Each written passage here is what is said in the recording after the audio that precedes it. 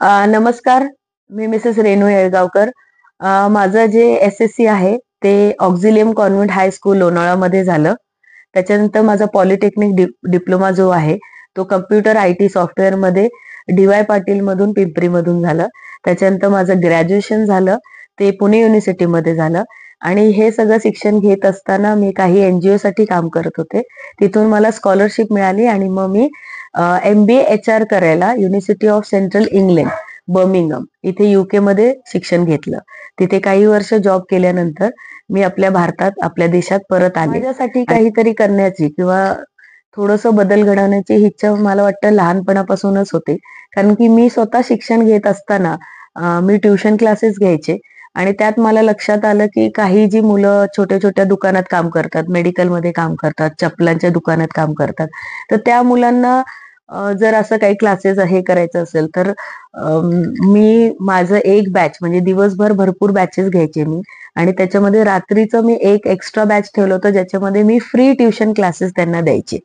तर माझं शिक्षण करत असताना मी स्वतः स्टुडंट असताना फुल नाही फुलाची पाकळी जे बदल करण्याची एक इच्छा होती त्याच्यामध्ये मी शिक्षणाचा क्षेत्राचा निवड केलं की आपल्याला जे ज्ञान आहे माझं मॅथ्स, इंग्लिश आणि सायन्स हे खूप काय म्हणतात स्ट्रॉंग सब्जेक्ट्स होते. मग त्याच सब्जेक्ट्सला घेऊन मी बाकीच्या मुलांना थोडंसं फ्री एज्युकेशन देण्याचा प्रयत्न केला आणि ते करत असताना तेव्हा स्वर्गीय अटल बिहारी वाजपेयीजी, सुषमा स्वराजजी जे आहेत त्यांचा आदर्श घेऊन मी भाजपा युवाचं काम सुरू केलं होतं लोणावळ्यात शहरात आणि नंतर पुढच्या एज्युकेशनसाठी मी बाहेर गेले म्हणून तो थोडासा ब्रेक आला. पण नशिबाचा भाग म्हणा की मी अशा घरात आले जे हार्डकोर बीजेपीचे आमदार, पहिले आमदार माजी आमदार डॉक्टर दिलीप येळगावकर जे पश्चिम महाराष्ट्रामध्ये त्यांनी एवढ्या अधिक मतांमध्ये कमळ घराघरात नेऊन खिलवला आणि त्याच घरात फुलवला आणि त्याच घरात मी सून म्हणून आले आणि मला इतकं आनंद वाटला, अभिमान वाटला की कधीतरी भाजपाशी जी तुटलेली नाळ होती ती परत साताऱ्यात येऊन माझी ती जोडली गेली आणि त्या माध्यमातून मी पक्षासाठी काम परत सुरू केलं. साताऱ्यात आल्यानंतर सून म्हणून आले होते आणि ज्या पद्धतीचं जे डोक्यात होतं जसं मी आधी पण सांगितलं की समाजासाठी काहीतरी करण्याची एक दृढ निश्चय आणि विश्वास होता आणि त्याच्यात नंतर मी इथेही माझी सोशल ऍक्टिव्हिटीज कंटिन्यू केले, छोटे छोटे विषय घेतले. जसं शिक्षण क्षेत्र माझा आवडता नेहमीच विषय राहिला आहे. महिलांसाठी काहीतरी करण्याचं एक डोक्यात नेहमी होतं. त्याच्यामुळे ह्या दोन विषयांवर मी खूप प्रामुख्याने आणि बारकाईने काम करायला सुरुवात केली आणि माझ्या चांगल्या कामाचं एवढ्या 10-12 वर्षात दखल घेऊन आपले जे सार्वजनिक बांधकाम मंत्री आहेत छत्रपती शिवेंद्रराजे भोसले ह्यांनी माझं काम ऑब्झर्व केलं, नेहमी अप्रिशिएट केला, नेहमी पुढे येऊन मला एक सपोर्ट केला आणि त्यांची मार्गदर्शनाखाली त्यांनी मला साताऱ्यासाठी पक्षासाठी काम करण्याचं एक मला ऑपॉर्च्युनिटी दिली आणि मला महाराष्ट्र राज्यावर म्हणजे महाराष्ट्र बीजेपी महिला विंग जो होता आपला त्याच्यामध्ये स्टेट वाईज प्रेसिडेंटची मला एक चांगली पोझिशन दिली आणि त्या निमित्ताने मग मला खऱ्या अर्थाने की ऍक्टिव्ह पॉलिटिक्स किंवा ग्राउंड लेवल जी रियालिटी आहे की राजकारण किंवा हे जे रिस्पॉन्स आहे की आपला पक्ष कसा काम करतो. आधी जेव्हा मी कॉलेजमध्ये केलं होतं तेव्हा ते छोटे छोटे ऍक्टिव्हिटीज करणं असं होतं, पण जेव्हा मी राजकारणात ऍक्टिव्ह ह्याच्यात सहभागी झाले पक्षात आणि इतक्या ग्राउंड लेवलला मला छान छान मला पाटणचं नाही फलटणचं प्रभारी केलं होतं, कोरेगावचं मला निवडणूक अधिकारी केलं होतं, कराड दक्षिणचं मला प्रभारी केलं होतं आणि असे बरेच एवढे मला रिस्पॉन्सिबिलिटी दिल्यानंतर मला पक्षाची जी शिस्त आहे जी मी एवढ्या वर्षापासून ऐकत होते, घरात बघत होते, ते मला इतकं जवळून अनुभवायला मिळालं आणि खूप शिकायला मिळालं आणि त्याच माध्यमातून मी अजून महिलांपर्यंत, अजून युवक युवतींपर्यंत पोहोचायला लागले. तळ्यागळ्यात नक्कीच प्रॉब्लेम काय आहे हे समजायला मला माझा दृष्टिकोन एक बदलला की आपल्याला फक्त वाटत होतं की त्यांना कपडे किंवा एक बेसिक जे त्यांचे सुख सुविधा आहे त्यांचीच फक्त पूर्तता करणे म्हणजे समाजसेवा नाही, तर बऱ्याच गोष्टी विषय आहेत ज्याच्यामध्ये आपल्याला काम केलं पाहिजे आणि ह्या दृष्टिकोनाने जेव्हा मी काम करायला लागले तेव्हा मला जास्त ताकद आणि एक पॉझिटिव्हिटी मिळाली आणि ह्या सगळ्या काम करत असताना एवढ्या सगळ्या पोझिशन घेतल्या असताना सगळ्यात छान विषयावर जे मला काम करायला मिळालं ते होतं PCPNDT डिस्ट्रिक्टची कमिटी जी सेक्स डिटेक्शनची कमिटी आहे आणि त्याचा अनुभव तर अक्षरशः शब्दात मांडण्यासारखा नाहीये, म्हणजे खूपच छान काम करायला मला मिळालं आणि हे सगळं काम करत असताना परत छत्रपती उदयनराजे भोसले जे आपले खासदार आहेत, त्यांनीही माझं काम बघितलं आणि त्यांनीही मला जी राज्याची एक कमिटी आहे, दिशा कमिटी, त्यात निवडून घेतलं आणि त्यात ताकदीने काम करायचं मला त्यांनी मार्गदर्शन केलं आणि त्या कमिटीवर पण मला खूप छान शिकायला मिळतंय. अजून मी आहे त्या कमिटीवर. अशा सगळ्या जे मोठे नेते आहेत आपल्या भारतीय जनता पार्टीचे, त्यांचं वेळोवेळी एक मार्गदर्शन आणि चांगलं काम करणाऱ्या व्यक्तीला त्यांनी नेहमी एक पुढाकार दिला, एक माध्यम दिला लोकांपर्यंत पोहोचायचं. आणि त्याच अनुषंगाने भारतीय जनता पार्टीने, दोन्ही महाराज साहेबांनी, अतुल बाबांनी ह्यांनी माझ्यावर विश्वास ठेवून ही जी आली आहे आपली निवडणूक नगरपालिकेची, त्यात त्यांनी प्रभाग 3चं माझ्यावर एवढं मोठं जिम्मेदारी दिली आहे. आणि मी इथून आता एक ओपन महिला ह्याच्यातून इलेक्शन लढवणार आहे. ह्याचा मला एक वेगळा अनुभव आणि आनंद मिळतोय. या सगळ्या काम करत असताना, एवढ्या सगळ्या पोझिशन घेतल्या असताना सगळ्यात छान विषयावर जे मला काम करायला मिळालं ते होतं PCPNDT डिस्ट्रिक्टची कमिटी, जी सेक्स डिटेक्शनची कमिटी आहे. आणि त्याचा अनुभव तर अक्षरशः शब्दात मांडण्यासारखा नाहीये. म्हणजे खूपच छान काम करायला मला मिळालं.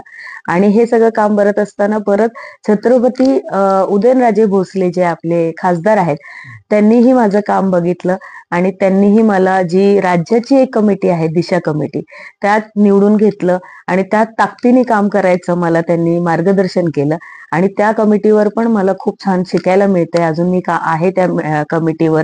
अशा सगळ्या जे मोठे नेते आहेत आपल्या भारतीय जनता पार्टीचे, त्यांचं वेळोवेळी एक मार्गदर्शन आणि चांगलं काम करणाऱ्या व्यक्तीला त्यांनी नेहमी एक पुढाकार दिला, एक माध्यम दिला लोकांपर्यंत पोहोचायचं. आणि त्याच अनुषंगाने भारतीय जनता पार्टीने, दोन्ही महाराज साहेबांनी, अतुल बाबांनी ह्यांनी माझ्यावर विश्वास ठेवून ही जी आली आहे आपली निवडणूक नगरपालिकेची, त्यात त्यांनी प्रभाग 3चं माझ्यावर एवढं मोठं जिम्मेदारी दिली आहे. आणि मी इथून आता एक ओपन महिला ह्याच्यातून इलेक्शन लढवणार आहे. ह्याचा मला एक वेगळा अनुभव आणि आनंद मिळतोय. माझा जो प्रभाग आहे, जसं मी बऱ्याच माझ्या इंटरव्ह्यूज मध्ये सांगते, व्हिडिओज मध्ये सांगते की फक्त मी साताराला आपलंसं नाही केलं, तर सातारकरांनी मला आपलंसं केलंय. आणि जेव्हा हे डिक्लेअर झालं की मला उमेदवारी मिळतेय, मला वाटतं माझी इलेक्शन म्हणजे बाबांचं, माझ्या सासऱ्यांचं वलय खूप आहे, डॉक्टर दिलीप येळगावकर, पण त्यांचा जो सामाजिक किंवा त्यांचा जो विचारांचा वारसा जो आहे, तो घेऊन पुढे जाण्याचा मला अभिमान एक वेगळ्या पद्धतीने दिसला, जाणवला खऱ्या अर्थाने.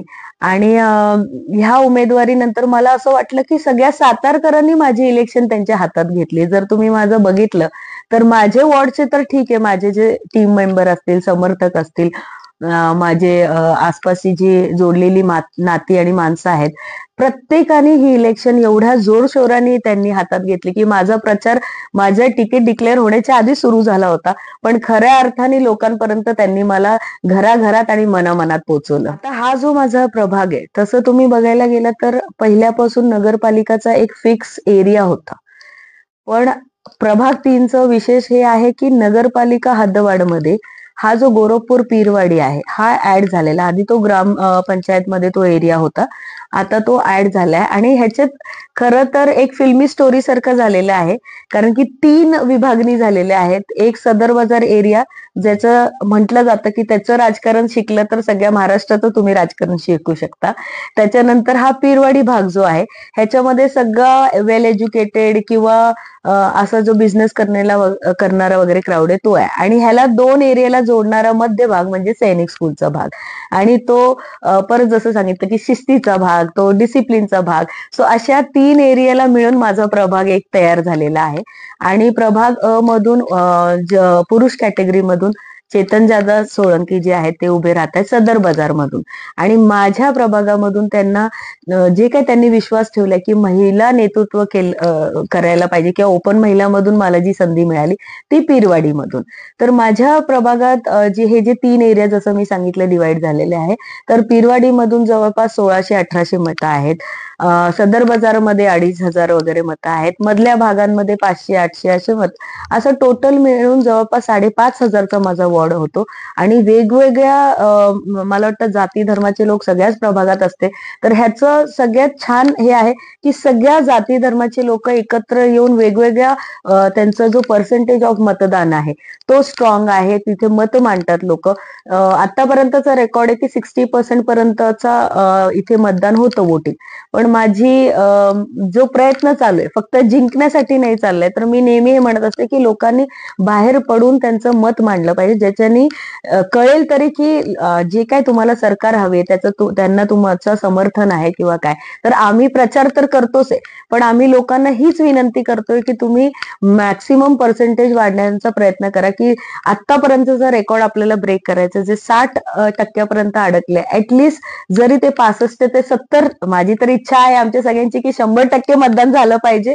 पण जरी तेवढं नाही झालं, काही लोक बाहेर असतात, काही कामानिमित्त येऊ शकत नाही वगैरे, इकडे तिकडे असतात, तर बाकीच्यांनी जे इथे स्थानिक राहतातच आहेत त्यांनी तरी बाहेर पडून मतदानचं पर्सेंटेज वाढवलं पाहिजे, हे नक्की आहे. आमचं विजन खूप क्लिअर आहे. आता तुम्ही बघितलं असेल तर हँडबिल आणि पोस्टर्स वरती घराघरात पोचणं आणि ते फक्त पेपरवर लिहून त्यांच्या फक्त समोर मांडणं हा आमचा प्रयत्न नक्कीच नाहीये. आमचा प्रयत्न आहे की हे जे काय आम्ही बोलतोय ते कसं आम्ही त्याला रिअलमध्ये करून दाखवणार आहे. त्याचा शब्दांचा जो बदल आहे तो रिअल ह्याच्यामध्ये कसा घडतो त्याचे आम्ही जास्त प्रयत्न करणार आहोत.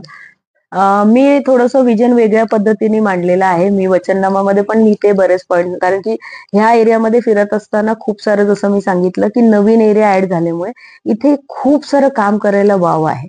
आणि लोकांना असं वाटतं की काम म्हणजे फक्त रस्ता किंवा पाणी किंवा स्ट्रीट लाईट, हे तर मूलभूत आहे, हे नक्कीच आहे.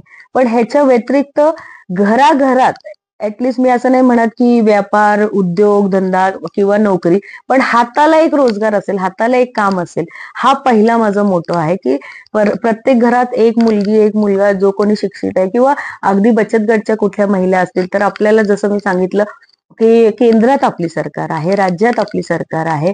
आपले इथे सातारा जिल्ह्यात एवढे मंत्री आहेत आणि एवढे आमदार सगळे निवडून आले, तर एवढी मोठी ताकद आपल्या मागे आहे.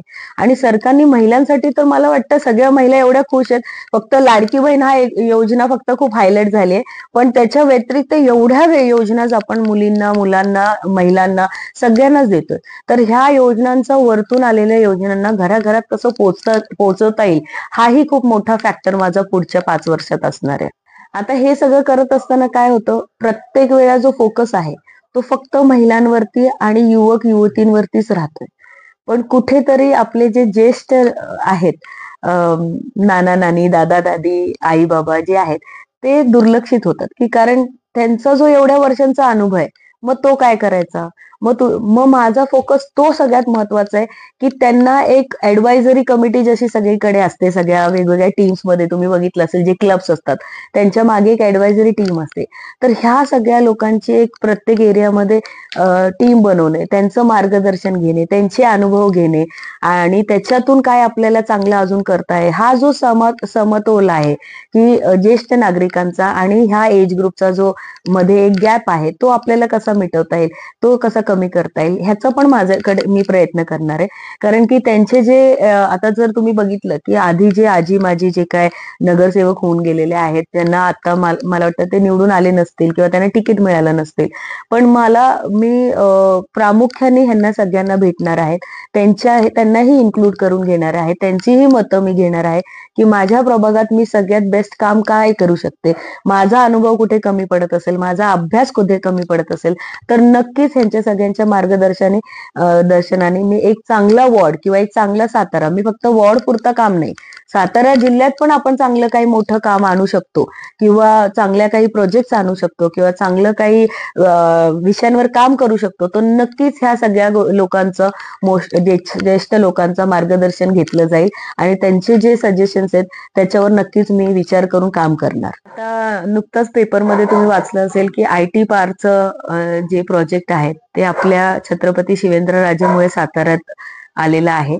आणि ह्याच्या पुढे विचार करा की आपण नेहमी म्हणतो की ज्यांचं शिक्षण थोडं कमी आहे, म्हणजे अगदीच 10वी असेल, 12वी असेल, त्यांच्यासाठी वेगळे प्रोजेक्ट. पण IT साठी जी मुलं आजकाल बाहेर गेलेली आहेत आणि ज्याच्यामुळे साताऱ्यात म्हटलं जातं की ही पेन्शनर सिटी आहे, कारण की आई वडील एकटेच राहतात, मुलं मुली सुना बाहेर असतात. तर आज जर एवढं मोठं IT पार्क साताऱ्यात आले, तर ही जी बाहेर गेलेली युवक युवती आहे ते परत साताऱ्यात आपल्या आपल्या आई वडिलांबरोबर किंवा फॅमिली बरोबर राहतील. तर हा नक्की सरकारचा एक मोठं मी म्हणेल की सक्सेस आहे, की ज्याच्यामुळे आज आपल्याकडे साताऱ्यात IT पार्क येत आहे. ह्याच्या व्यतिरिक्त पण जसं मी सांगितलं की वेगवेगळे प्रोजेक्ट या योजना जे युवक युवतींसाठी सरकारने आणलेले आहेत. जसं जॉब आहे MIDC मध्ये, कुठेही तुम्हाला जॉब असेल तर त्याचे जे स्टायपेंड देण्यात जाणार अमाऊंट आहे, अशी खूप साऱ्या गोष्टी ज्याच्याबद्दल माहितीच नाहीये लोकांना. आणि म्हणूनच मला म्हणायचंय की जी केंद्रात आपली सरकार आहे आणि जी राज्यात आपली सरकार आहे, ह्या दोन सरकारकडून आपल्याला काय योजना सातारा जिल्ह्यात ह्या युवतींसाठी आणता येतील, त्या सगळ्या गोष्टींसाठी मी नक्कीच अभ्यासपूर्ण प्रयत्न करणार आहे. आपला जिल्हा म्हटलं तर बचत गटाची इथे मला आठवतं की जेव्हा मी मायणी आणि त्या भागात जेव्हा काम करत होते, तर इतक्या अधिक संख्येने बचत गटमध्ये महिलांचा सहभाग आहे आणि त्याच्यातून बऱ्याच सगळ्या चांगल्या NGOजनी किंवा सरकारने त्यांना लोनची जी फॅसिलिटीज आहे किंवा उद्योग वगैरे सुरू करण्यासाठी जे लोनची फॅसिलिटीज आहे, अशा बऱ्याच गोष्टी त्यांना दिलेल्या आहेत किंवा पापड लोणचीसाठी असतील किंवा मशीन्स असतील, अशा भरपूर गोष्टी महिलांपर्यंत पोहोचलेल्या. पण जसं मी सांगितलं की माझे 2 विषय जे आहेत ते आहे शिक्षण क्षेत्र आणि महिला सशक्तीकरण सबलीकरण. आणि ह्या 2 विषयांवरती घेऊन जर महिलांना घरी बसल्या बसल्या समजा मोबाईलवरती वर्क फ्रॉम, आता मला असं वाटतं की मोबाईल वापरणं हे घराघरात सगळ्यांची जशी गरज आपल्या रोटी कपडा मकान आहे तसं मोबाईलचा वापर झालाय. तर मोबाईलवर बसल्या बसल्या त्यांना काय काम आपण देऊ शकतो, कारण की जर समजा शिक्षण जास्त नाहीये आणि हे सगळ्यांना लोणची पापड रुमाल गाद्या गोदडी हे सगळ्या सोडून पण वर्क फ्रॉम होमचे बरेच प्रोजेक्ट्स आहेत. तर त्या ज्या मोठ्या कंपनी आहेत त्यांना मी कसं साताऱ्यापर्यंत ह्या महिलांपर्यंत बचत गटच्या माध्यमातून पोहोचून, जसं मी पहिल्यापासूनच सांगते की हाताला काहीतरी काम, हाताला काहीतरी रोजगार, हा माझा फोकस असणारच असणार आहे. मग हे सगळे जे कंपनीज आहेत त्यांचं काम आपल्या ह्या महिलांना कसं मिळू शकतो, मोबाईलवर बसल्या बसल्या मराठीमध्ये आपल्याला आता माहितीये कॉल सेंटर्स आहेत, मग 2 तास तुम्ही काम करा, ऑनलाईन शॉपिंगच्या गोष्टी आहेत. तर हा टेक्निकल भाग पण आपण ह्याचं प्रशिक्षण लोकांना देऊन हा टेक्निकल भागचा पण कसा सोशल मीडियाचा वापर महिला करू शकतात. आणि बचत गटच्या महिला तर एकदम ऍक्टिव्ह असतात, त्यांना माहिती असतं 2-4 तास आपल्याला जर काढून आपल्या हाताला 2 पैसे मिळत असतील, आपल्याला आपलं संसार चालवता हातभार लावता येत असेल, तर ते नक्कीच महिला खुश होणार आहेत. तर मग हे सगळे फक्त योजना देणं त्यापेक्षा, म्हणजे योजना देणं तर आहेच आहे, पण त्याच बरोबरीने त्यांच्या हाताला काहीतरी रोजगार देणं हे माझं मूलभूत गोल राहील. छत्रपती उदयनराजे भोसले महाराज साहेब, छत्रपती शिवेंद्रराजे भोसले महाराज साहेब आणि भारतीय जनता पार्टीने ज्या विश्वासाने मला महिला ओपन मधून प्रभाग 3 मधून उमेदवारी दिलेली आहे. आमचं चिन्ह तुमचं सगळ्यांचं आवडतं कमळ चिन्ह आहे आणि 2 डिसेंबरला आपली निवडणूक आहे, सकाळी 7 पासून तर संध्याकाळी 6 पर्यंत. जसं मी सांगितलं, फक्त मी जिंकण्यासाठी उभी नाहीये, तर तुमचं वोटिंग पर्सेंटेज वाढलं पाहिजे. ह्या वेळेस 8 वर्ष 9 वर्षानंतर इलेक्शन होत आहे, तर ह्या माध्यमातून तुम्ही दाखवून द्या तुमचं निवड, तुमची आवड आणि त्या तुमचा आवडता उमेदवार नक्कीच निवडून आला पाहिजे. आणि त्यात मी एक असेन हे नक्कीच, हा माझा विश्वास आहे. त्याच्यामुळे मी तुम्हाला सगळ्यांना विनंती करते की 2 डिसेंबरला नक्कीच कमळाच्या चिन्हावर आम्हाला निवडून आणा. धन्यवाद. जय हिंद, जय महाराष्ट्र.